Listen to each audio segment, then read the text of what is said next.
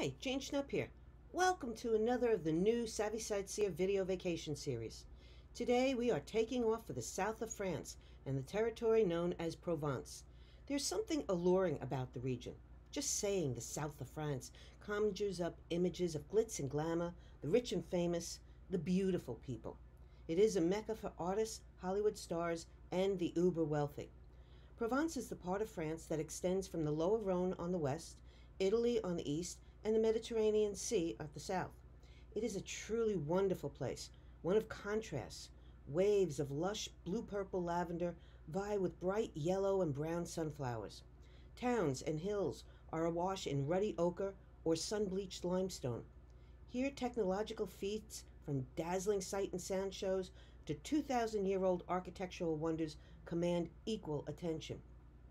No wonder artists like Van Gogh and Cézanne found their muses in Provence, and why it was the first foreign conquest by Romans as they started to expand beyond Rome to build the vast Roman Empire. Provence is a shortened version of its original name, Provincia Romana. We'll start in the heart of the Provence region with Avignon, which replaced Vatican City as the home of the popes for nearly a century, and which is the subject of a popular children's tune.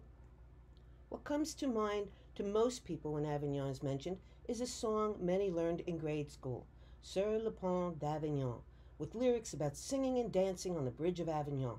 Work began on the famed crossing in 1177 when a young shepherd, Benezet, had a vision that Christ told him to do it. Proving divine intervention, the 12-year-old single-handedly hoisted a massive rock into the river as a foundation.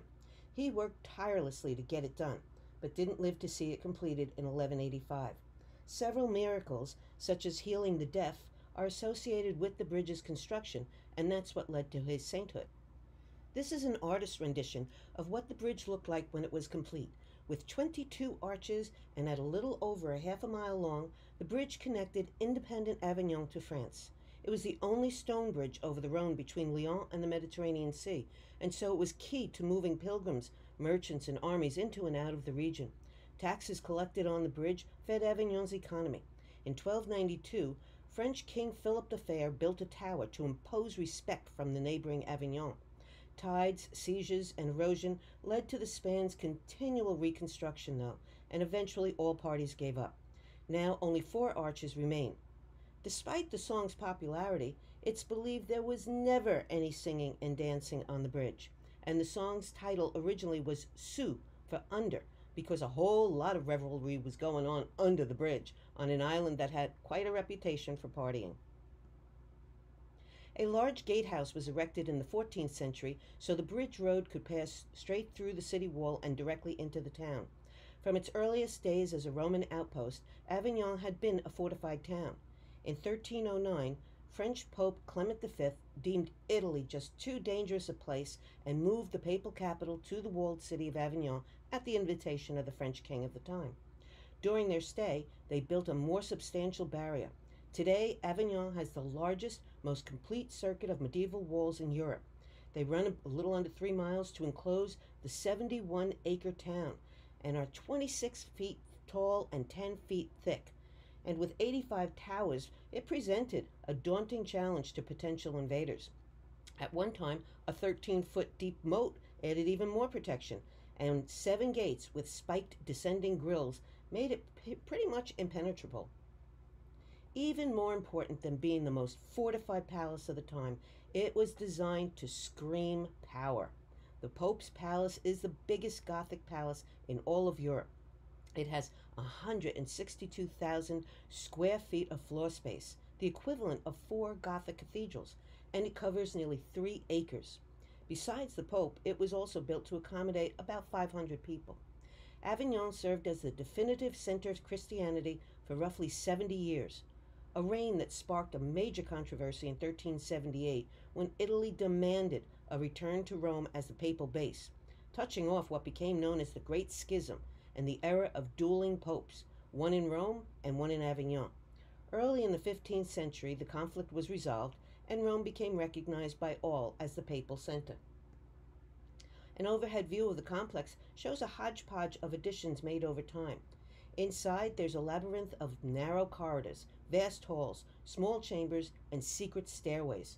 Secrecy and paranoia evidently abounded, as evidenced by the somewhat recent find in the 1980s of gold and coins found hidden under the granite slabs. Just as impressive as the palace structure itself is the massive restoration project bringing it to life in the 21st century. Here is the stag room that Pope Clement VI used as a study in 1343. Its huge wraparound mural of hunting and fishing scenes depicts pastimes of the aristocracy at the time. Some areas are being painstakingly reconstructed, but unfortunately, restoring is not possible in all rooms. During the French Revolution in 1791, the palace was seized by revolutionaries. At one point, it was converted into a military barracks and prison. By the time it was decided to open it to the public in the 1900s, none of the original furniture or artwork was left. But due to brilliant 21st century technology from a company called Histovery, who partnered with history experts, it can be seen as it was in its heyday. This is so cool. This is what you see when standing in the room. But when you hold up a tablet they call a histopad and move around the room, you get this 3D augmented reality experience. France has shared this breakthrough technology with us. Ohio's National Museum of the U.S. Air Force was the first in the U.S., in fact, the first museum outside of France, to integrate histopads into their experience. They debuted it in May 2019 for the 75th anniversary of D-Day. The histopad provides a paratrooper's eye view of the drop.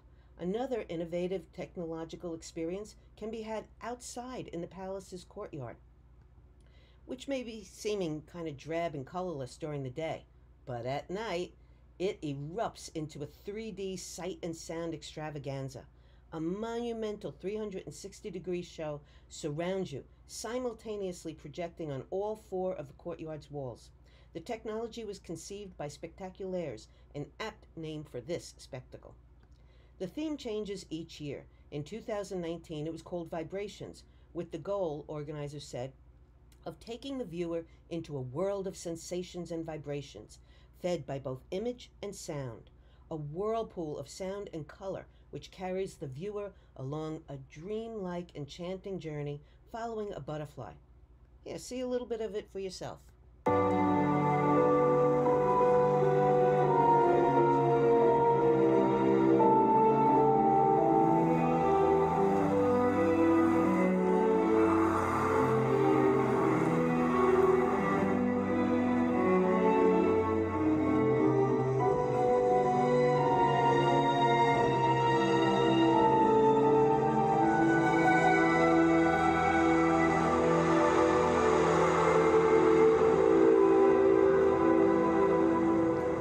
Butterfly led a story arc as 9 different chapters opened one after the other, telling the story of Provence and incorporating elements of water, hope, wine, art, and fire, a dramatic range of emotions and events. A lot is covered in the 30 to 40-minute program, from its Roman roots to modern times. There's even a tribute to a famed artist associated with the region, Vincent van Gogh. Avignon also has wall-sized stationary art. It's fun to turn a corner and come across one of the town's many trompe-l'oeil. These are frescoes, creating optical illusions. They blend in so well they are essentially hidden in plain sight in over 70 locations throughout the city. These illusions, many of which appear to be windows giving a peek into the people and action within a room, have been painted on building walls. They pay homage to theater scenes from previous years of the Avignon Theater Festival. The 2 French artists who created them found ample canvases to use. In the 17th century, a window tax was levied based on the number of windows in a house. To thwart this tax, residents simply cemented up some windows, and these are now being used to showcase the special artwork. I had a great time on a sort of scavenger hunt to find them tucked away on side streets and in squares. They certainly reflect quite a mix of productions. Instead of the typical hanging bell in the town's clock tower, Avignon has one that's much more creative. There you will find an automatronic couple, the male, called a jacquemart, who strikes the hours on a bell with a hammer. He is a soldier wearing a helmet and a coat of mesh. His wife, Jacquot, dressed in a long yellow coat, reaches for him, a rose in hand which is never taken. Nearby, there's another creative feature of the small town, a living wall art at Les Halles, an indoor marketplace. It is covered on one side with a vertical garden. A popular meeting place in the city center for over a century, the covered market replaced an open-air one in 1970. The garden wall was added in 2005 and covers up what otherwise would be an extraordinary blot on the ambiance of medieval Avignon. A 5-story parking lot rises above the market. Inside, there's over 40 vendors who offer all sorts of specialties. I loved the spice aisle. The colors and smells were extraordinary.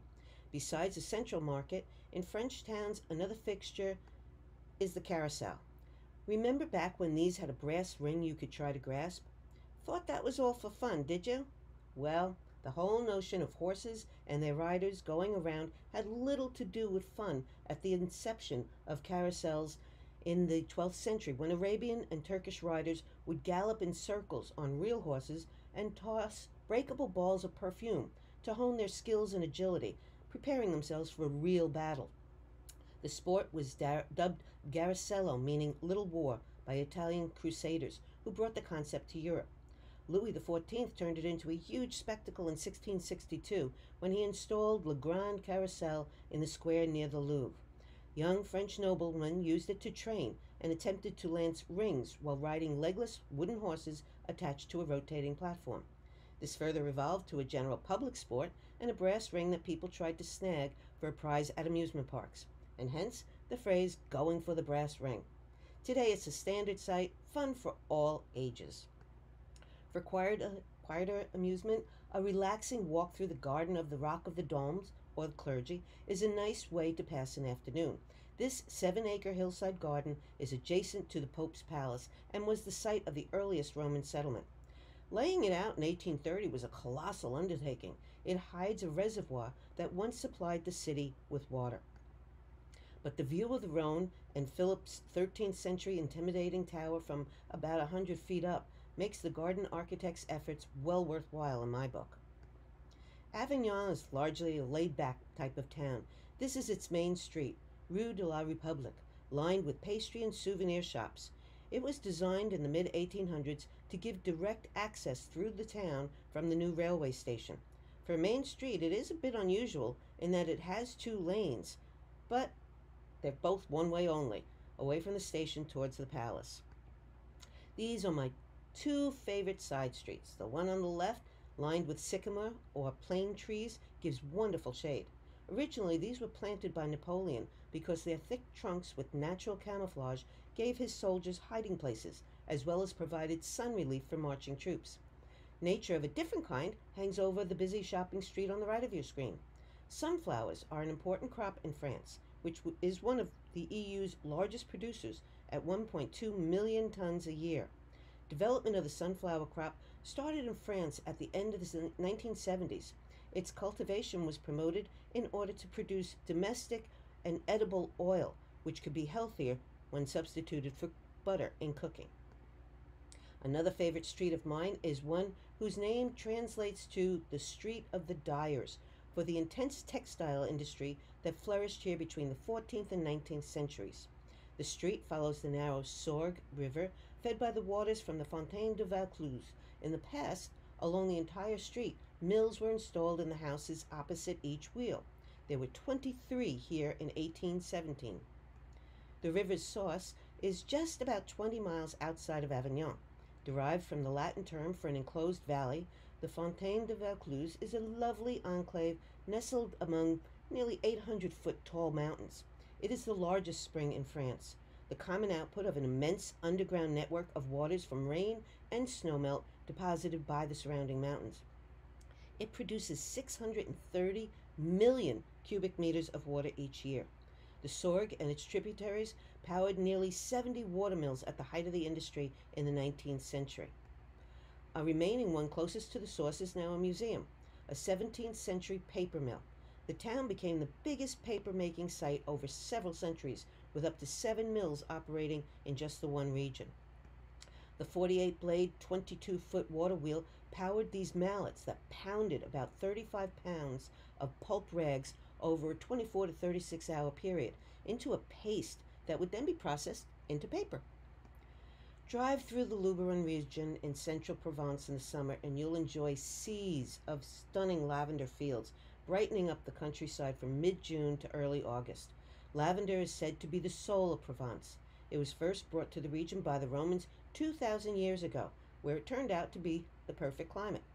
Romans' enthusiastic bathers extracted the plant's essential oil and named the plant from the Latin lavare, to wash. But the plant is much more than an aromatic soap ingredient and is called blue provincial gold. In various forms, it heals insect bites or repels insects, soothes headaches, cures acne, and when put inside a sachet by your pillow, it helps you sleep. Lavender was used in hospitals in World War I as an antiseptic to disinfect wards. The herb is so important it warrants its own festival day, held annually on August 15 in the little village of Saul, surrounded by lavender fields. Another prominent feature of the Luberon Valley are hilltop villages with houses clustered tightly together, like in here, Gourd. It was devastated through a series of natural and man-made events, earthquakes and wars, but that didn't lead to the town's abandonment. Rather, its isolation, its ruins, a labyrinth of cobblestone streets, its light and its landscapes became a source of inspiration for artists such as Marc Chagall. It's a major draw for the extremely wealthy, too, and is considered the most expensive place to live in Provence. For those lucky enough to afford a home here, the panoramic views of the Coulon Valley and the Luberon Mountains are spectacular. Ridley Scott filmed The Good Year with Russell Crowe here, and celebrities have quietly taken up residence in the area. Besides the views, the town has something else going for the rich and famous: some of the strictest privacy laws in the world, whereby it's forbidden to take a photograph of someone in a private place without their consent. After admiring the knot of houses clinging to the hill, what you notice first about coming into the little village of Roussillon is the color of the buildings. Every one is a different shade of ochre, reflecting the various quarries in the area. The village grew up around a small castle built in 987 in the heart of one of the biggest ochre deposits in the world. The many different iron oxides in ochre sands combine in countless shades, ranging from yellow to violet. The ochre trail is a short and easy walk through a former ochre quarry and the surrounding woods. I was concentrating so much on staying on the wooden steps with no handrails that I stopped on a platform and wasn't prepared at all for what I saw when I looked up. It's sometimes referred to as the Giant's Causeway. There are 17 different shades of ochre, bleeding into each other as here. I thought there'd be distinctly separate colors areas, but that wasn't the case.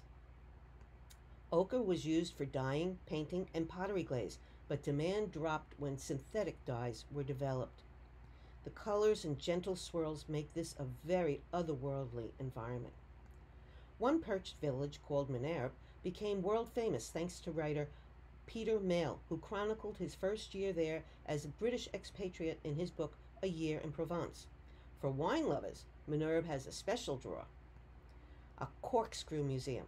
1,000 different varieties from a private collection are on display at the museum, which sits amid a 100-acre winery. While the French are known for their wines, the corkscrew was believed to be invented by an Englishman, an offshoot of a similar device used to remove bullets that are stuck in rifles. The first known patent on the corkscrew dates back to 1795 by Reverend Samuel Henshaw of England. The earliest corkscrews were handcrafted by gold or blacksmiths who were master metalworkers, so these were unique, tailor-made pieces, usually personalized with initials or seals. Some at the museum display are decidedly inventive, and some are so risque I couldn't show them here. One of the most visited monuments in France is the Pont du Gard, the highest aqueduct built in the Roman Empire. It took just 5 years to build in the 1st century AD and is the only remaining example of a 3-story antique bridge still standing. In 1985, it was awarded the status of a World Heritage Site by UNESCO as a mark of a masterpiece of human creative genius, joining the ranks then of the Great Wall of China and the Taj Mahal. The quarter-mile-long bridge was part of a 31-mile waterway that brought essential fresh water from the town of Uzes to Nîmes, a vital Roman city on the route from Italy to Spain. and the town we can thank for developing one of our essential garments, denim, that is, de Nîmes, a textile of Nîmes. 3 rows of arcades, one on top of the other, create an awesome structure. There are 6 arches at the bottom, with this walkway above and 11 more arches, and then 35 arches on the top level, where the channel filled with nearly 8 million gallons of water daily in its heyday. Over 55,000 tons of limestone rock, quarried about a half-mile away, was then floated down the river Gardon and were used to build the massive structure. The entire bridge was developed off-site at the quarry. Archaeologists have found evidence of how well organized the project was, with numbering on the stones, points of support for scaffolding, and evidence of the use of hoists. Numbers and letters show where each piece would be fitted together at the bridge site, sort of like a jigsaw puzzle. Craftsmen who worked on the bridge over various centuries left their marks. More than 320 initials have been counted, dating from 1611 to 1989. An elaborate museum details how important clean water is to a civilization. Romans considered it vital in order for a city to be able to develop and prosper. Water from the network fed public fountains like this one, which not only provided water, but also a center of socialization where local women met, sort of like around the water cooler at work. Models, virtual reconstructions, and multimedia screens detail the aqueduct's construction and historical significance. But while the bridge was certainly an architectural masterpiece, it was something of a failure as an aqueduct. By the 3rd century, the Romans had stopped regular maintenance of it.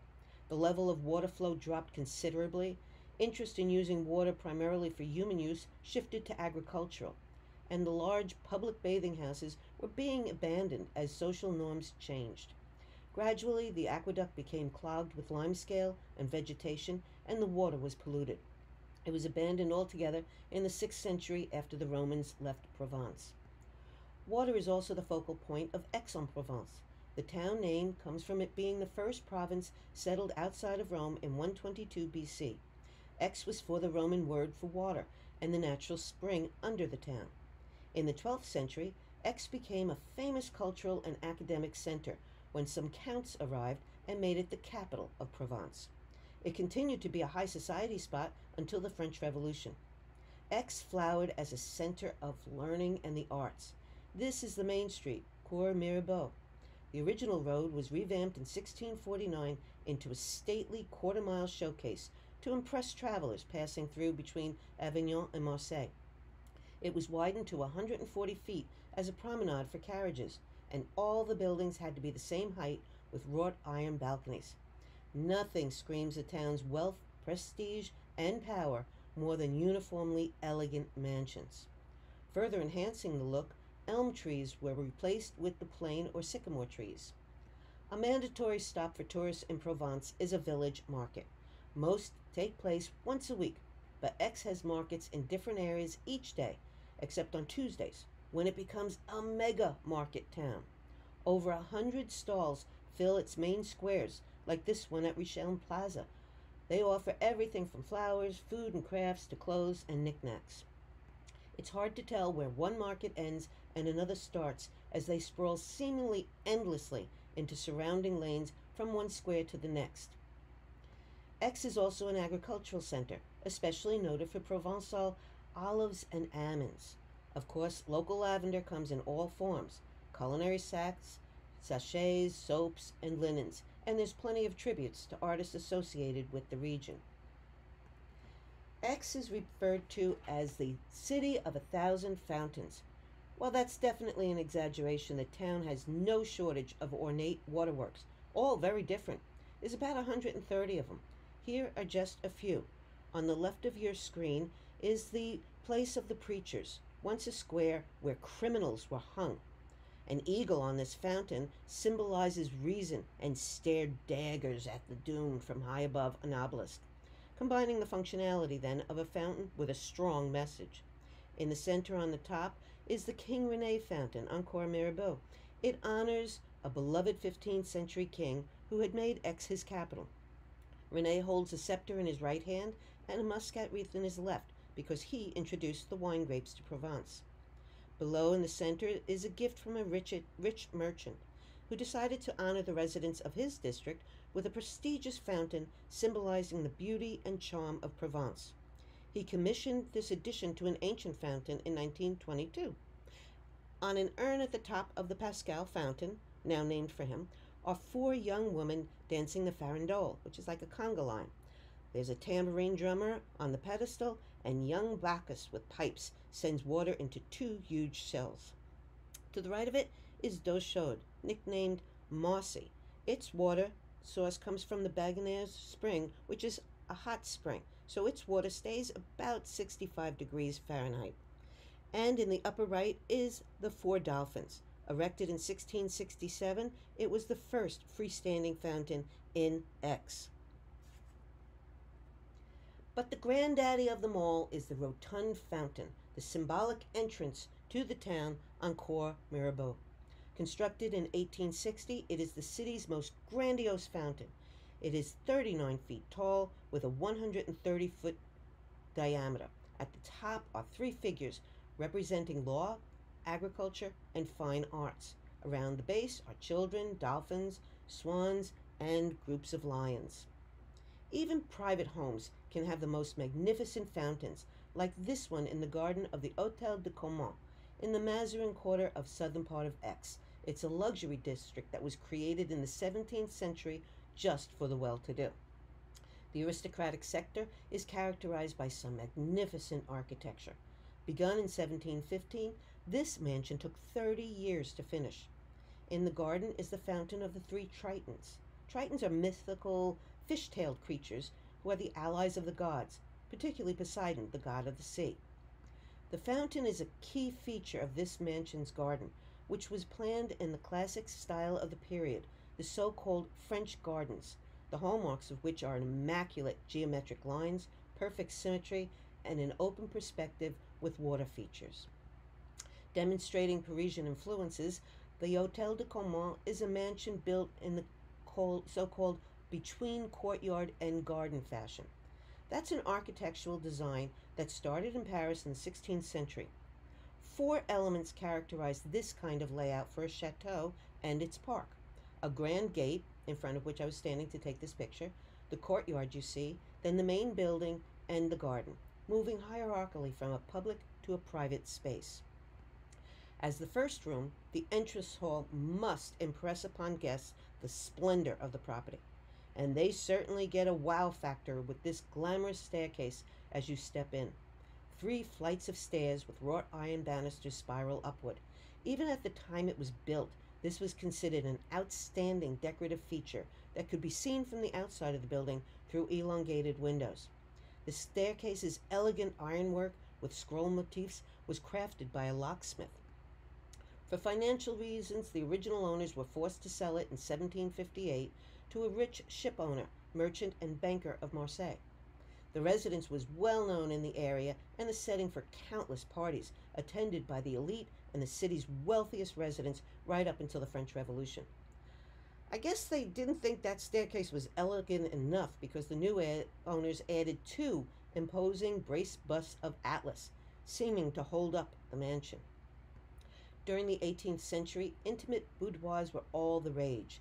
Interiors became places where extravagance meant comfortable living. The daughter of the house's bedroom was typical of the area, with tasteful, cozy alcoves and spaces. She eventually inherited the house, and then it took on the name of her husband, the Marquis de Caumont.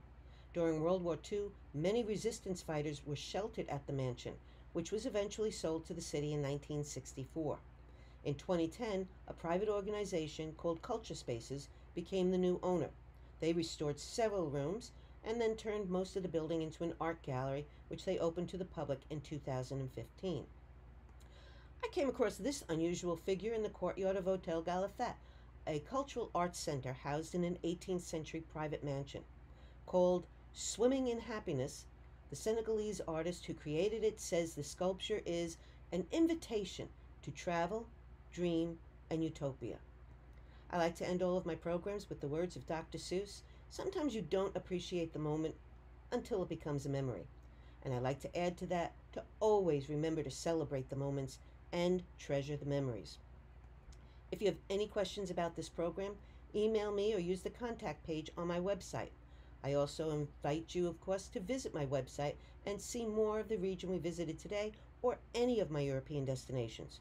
When libraries are again offering in-person presentations, you can check my programs tab to see where I'll be.